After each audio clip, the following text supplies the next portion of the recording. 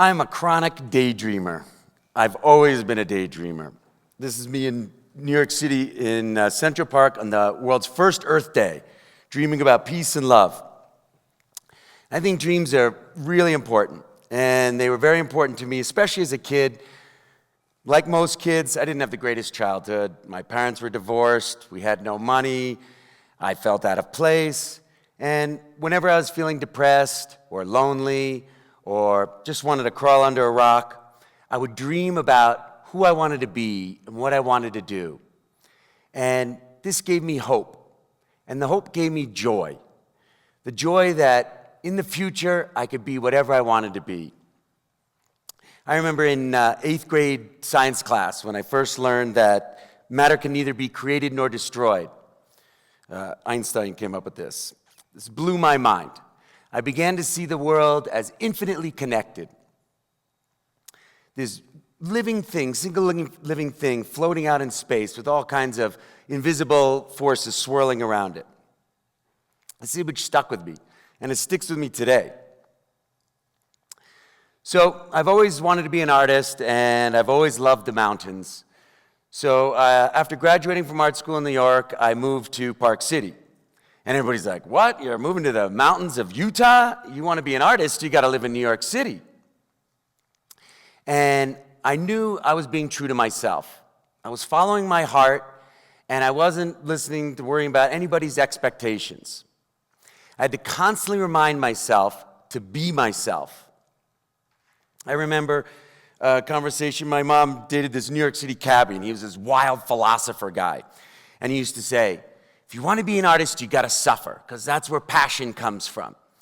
And even then I knew I wanted to derive my passion from joy. And I was, so I fought for my dream, and I believed in it. After graduating from art school, moved to ParkCity.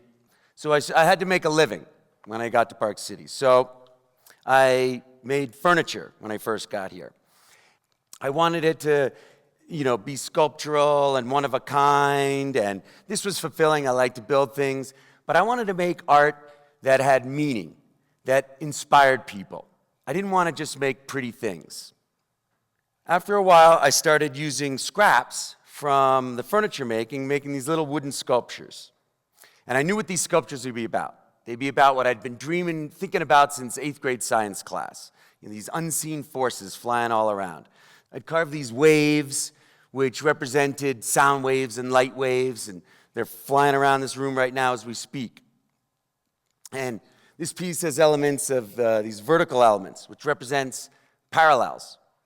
And my favorite example of a parallel is how a solar system and an atom look and operate almost identical. The largest thing we know about and the smallest thing we know about.